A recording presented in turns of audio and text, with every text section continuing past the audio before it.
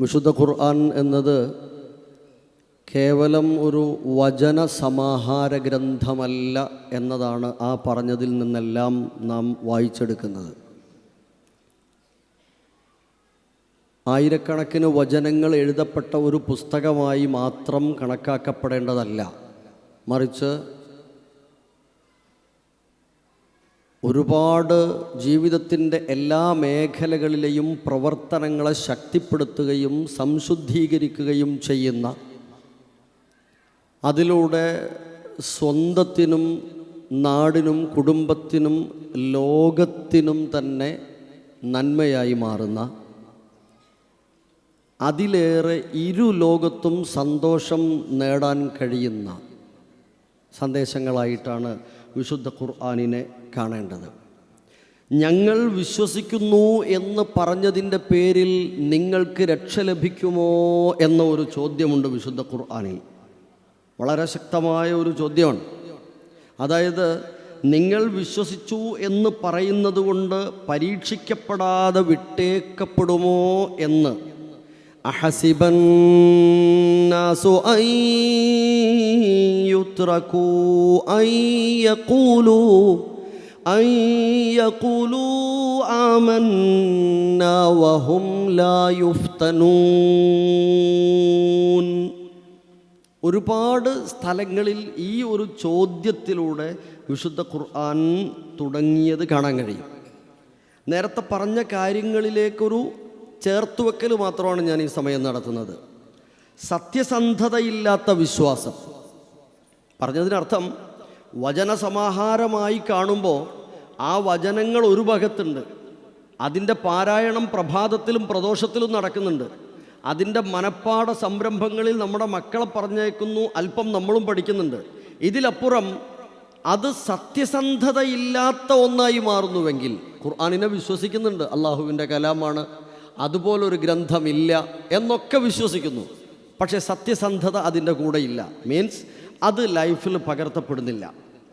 അങ്ങനെയുള്ള ഒരു വിശ്വാസം, ആ ഒരു കേവല പ്രഖ്യാപനത്തിൽ മാത്രം ഒതുക്കുന്ന ആളുകൾക്ക് സ്വർഗപ്രവേശനം സാധ്യമല്ല എന്നാണ് ഖുർആൻ പഠിപ്പിക്കുന്നത്. ശരിയായ വിശ്വാസവും സൽപ്രവർത്തനങ്ങളും എന്ന് പരസ്പര പൂരകമായ നിലയിലാണ് വിശുദ്ധ ഖുർആനിൽ ഓർമ്മപ്പെടുത്തിയത്. ഇന്നല്ലദീന ആമനു വഅമിലുസ്സാലിഹാത്ത്. കറകളഞ്ഞ ഈമാനും ആ കറകളഞ്ഞ ഈമാനിൽ നിന്നുത്ഭൂതമായ അമലുകളുമാണ് മനുഷ്യന്. ഒരിക്കലും ശക്തിയും സാമർഥ്യവും മാത്രം ഒരു മനുഷ്യനെയും ഉന്നതിയിലെത്തിക്കുന്നില്ല. ഖാറൂനിൻ്റെ ചരിത്രം നേരത്തെ സൂചിപ്പിച്ചു. ശക്തിയുള്ളതുകൊണ്ടോ സാമർഥ്യമുള്ളതുകൊണ്ടോ മറ്റേതെങ്കിലും ഭൗതികമായ വിഭവങ്ങൾ ഉള്ളതുകൊണ്ടോ നാട്ടിലേറ്റവും വലിയ സംരംഭങ്ങൾ നടത്തി എന്നതുകൊണ്ടോ എല്ലാവരെക്കാളും കൂടുതലായി ഞാനാണ് ചെലവഴിച്ചത് എന്നതുകൊണ്ടോ ഒരിക്കലും എനിക്ക് അള്ളാഹുവിൻ്റെ അടുക്കൽ സ്ഥാനം എന്ന ചിന്തയില്ല. അഥവാ നൈതികതയില്ലാത്ത ധാർമ്മികതയില്ലാത്ത വളർച്ച മനുഷ്യൻ്റെ അപകടത്തിൻ്റെ സൂചനയാണ് എന്ന്. ധാർമ്മികതയില്ലാത്ത നൈതികതയില്ലാത്ത വളർച്ച ഏതു മേഖലയിലായിരുന്നാലും അത് ഒരുപാട് സ്ഥാപനങ്ങൾ കെട്ടിപ്പടുത്തു, സംഘടനയുടെ ആൾബലം ഒരുപാടുണ്ട്, വ്യത്യസ്തങ്ങളായ പ്രോഗ്രാമുകൾ നടത്തപ്പെടുന്നുണ്ട്, ഒരുപാട് പദ്ധതികൾ നടപ്പിലാക്കപ്പെടുന്നുണ്ട്. പക്ഷേ അവിടെയൊക്കെ കേവലം പദ്ധതികളായും സ്ഥാപനങ്ങളായും ആൾബലമായും മാത്രം പെരുപ്പിക്കപ്പെടുക എന്നതിലപ്പുറത്ത് അവിടെ ധാർമ്മികത തൊട്ടു തീണ്ടുന്നില്ലെങ്കിൽ തീർച്ചയായും അത് അള്ളാഹുവിങ്കിൽ സ്വീകാര്യമാവുകയില്ല എന്നാണ് വിശുദ്ധ ഖുർആൻ ഓർമ്മപ്പെടുത്തുന്നുണ്ട്.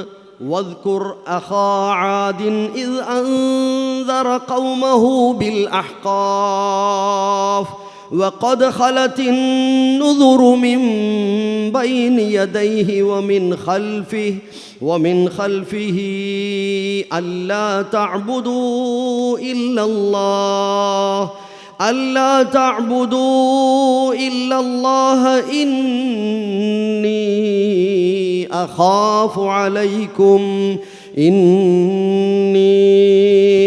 أخاف عليكم عذاب يوم عظيم. അള്ളാഹുവിനെ മാത്രം ആരാധിക്കുക എന്ന നേരത്തെ സൂചിപ്പിച്ച കൃത്യമായ വിശ്വാസം, അതിൻ്റെ പിൻബലമുള്ള വിധത്തിലല്ലാത്ത നിങ്ങളുടെ പ്രവർത്തനങ്ങൾ അദാബുൻ അദീം, ആ യൗമുൻ അദീമിലെ കടുത്ത ശിക്ഷയ്ക്ക് കാരണമായി മാറും എന്ന് സഹോദരങ്ങളെ സഹോദരികളെ ഞാൻ അവസാനിപ്പിക്കുകയാണ്. എന്നേക്കാൾ ശക്തരായ, നമ്മളെക്കാൾ ശക്തരായ ആരുണ്ട് എന്ന ചോദ്യം അരുതാത്ത ചോദ്യമാണ് എന്നർത്ഥം. അല്ലാഹു സുബ്ഹാനഹു വ തആല നമ്മയെല്ലാം അവൻ്റെ ഇഷ്ടദാസരിൽ ഉൾപ്പെടുത്തി അനുഗ്രഹിക്കട്ടെ. വിശുദ്ധ ഖുർആനിനെ പഠിക്കുകയും അത് ജീവിതത്തിൽ പകർത്തുകയും ചെയ്യുന്ന വിജയികളാകുന്ന ആളുകളുടെ കൂട്ടത്തിൽ നമ്മെ എല്ലാവരെയും അള്ളാഹു ഉൾപ്പെടുത്തി അനുഗ്രഹിക്കട്ടെ. അല്ലാഹുമ്മ റബ്ബന തഖബ്ബൽ മിന്ന ഇന്നക അൻതസ് സമീഉൽ അലീം വതുബ് അലൈനാ ഇന്നക അൻതത് തവ്വാബുർ റഹീം. ആമീൻ ബിറഹ്മതിക യാ അർഹമർ റഹീമീൻ. വസല്ലല്ലാഹു വസല്ലമ അലാ നബിയിന മുഹമ്മദിൻ വആലിഹി വസഹ്ബിഹി അജ്മഈൻ. അസ്സലാമു അലൈക്കും വറഹ്മത്തുള്ളാഹി.